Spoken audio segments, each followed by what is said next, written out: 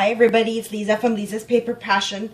It's a hot and windy day in Southern California today, and I'm trying to stay inside from the heat. It's about 88 degrees. Today's May 12th on Tuesday, and yeah, it's just really hot and crazy outside. So anyway, that covers the weather. I wanted to show you a couple of projects that I've been working on. This is just kind of things that I've been doing in between my design team projects, and here we go. So this first thing that you're looking at is an altered box, and this box I got, it was a recipe box. You can kind of tell from this little edge right here. I think they're supposed to be, like, when you use it, you use this piece like that to hold your recipes up. But of course, I couldn't just use it as a recipe box. I had to alter it. So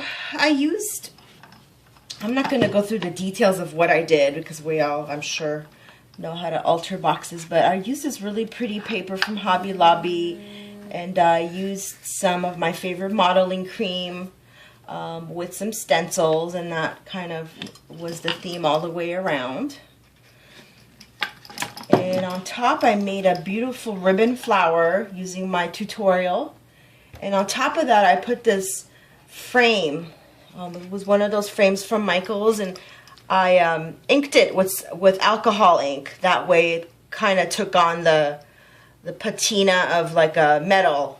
But I still left some white sneaking in the back because I didn't want it all brown. The theme of this box, I wanted to kind of make it brown and cream.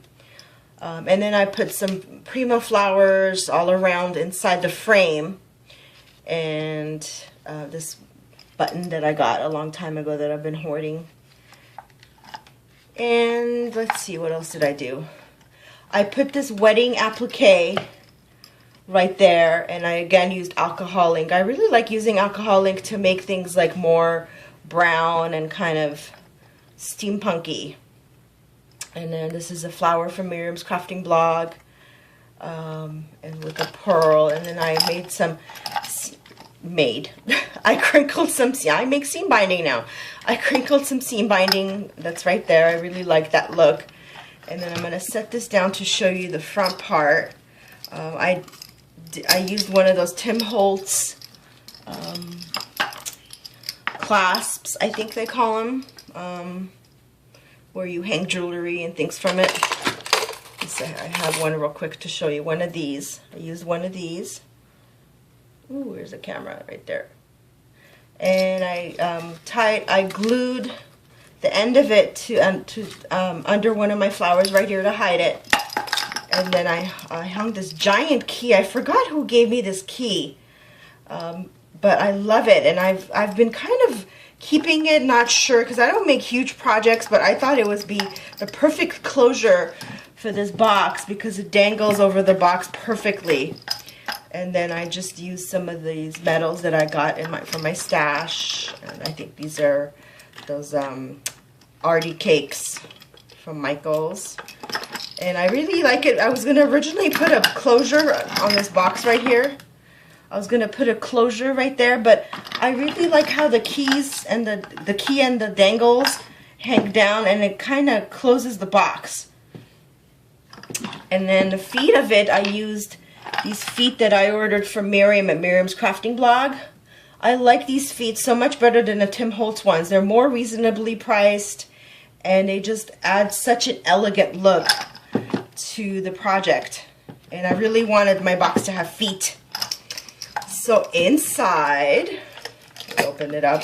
This is how the box was before I altered it. And I really like this color on the inside, so I didn't do anything to it on the inside. I left it alone. And inside, I've been up to making different flowers.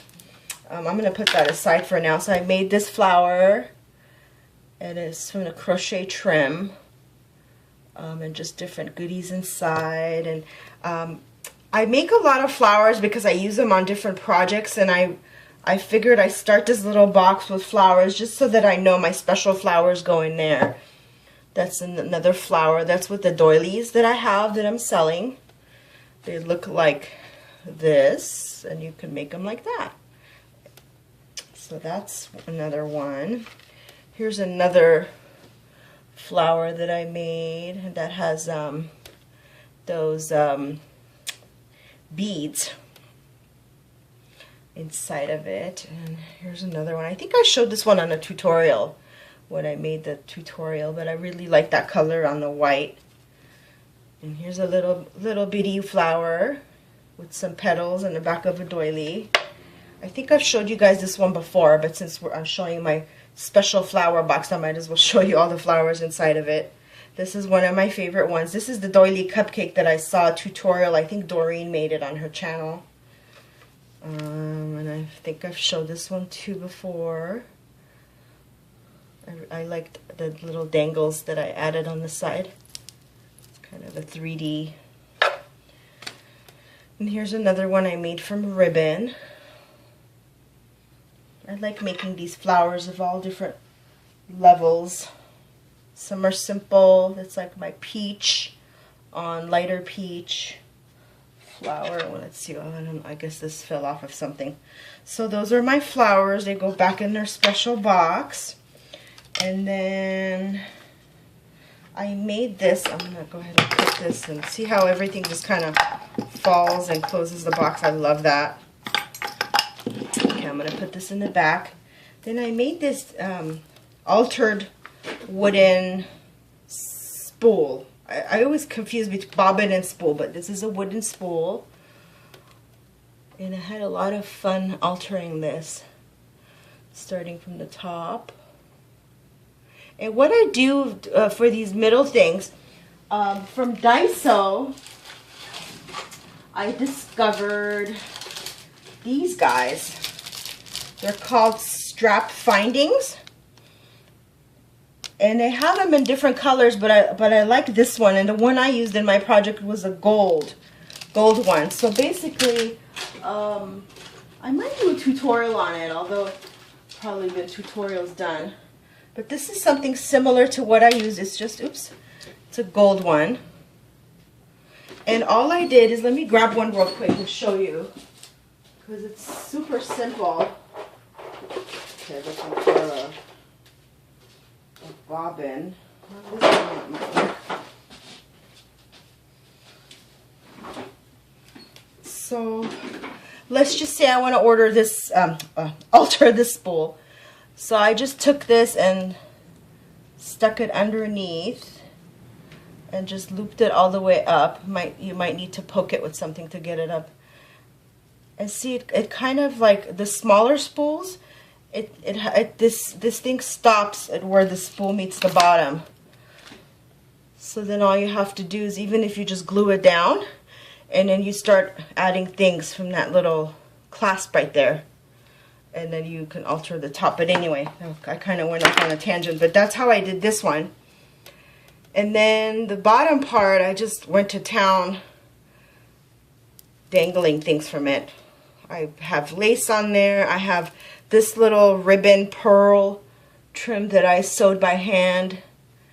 And I worked on that and just put it aside. I wasn't really sure what I was going to do with it, but when I started making this altered spool, I really liked how the yellow went with the gray and white.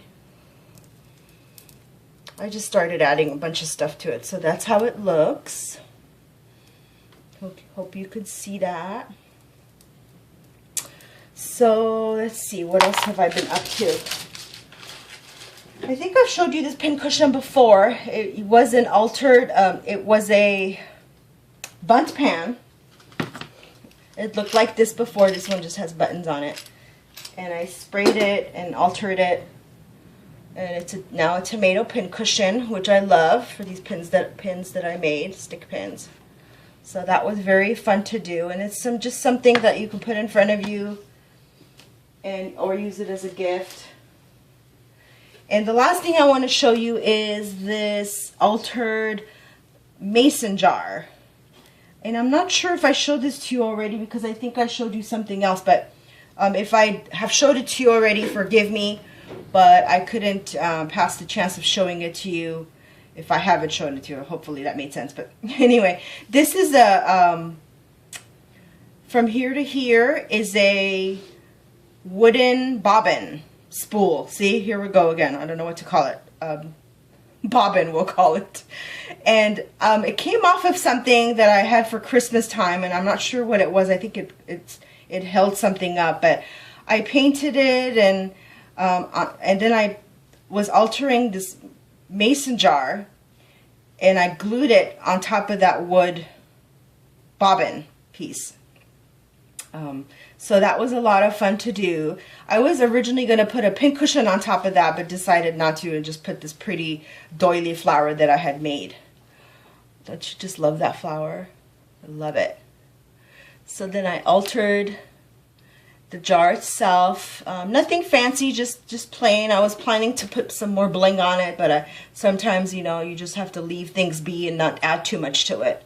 I did add this trim on the side, which is beautiful, and then this does open up. I try to make my things functional, and I put a doily on the bottom so I could store things in it, which we all need storage in our craft rooms. I think that's about it. That's what I've been up to. I'll go and watch what all of you have been up to. I every night I check my subscriptions and see who I'm, you know, what everyone else has been up to, and I get inspired. So hopefully I provided you some inspiration today. Thank you for stopping by. Have a wonderful, blessed day. Thank you. Bye.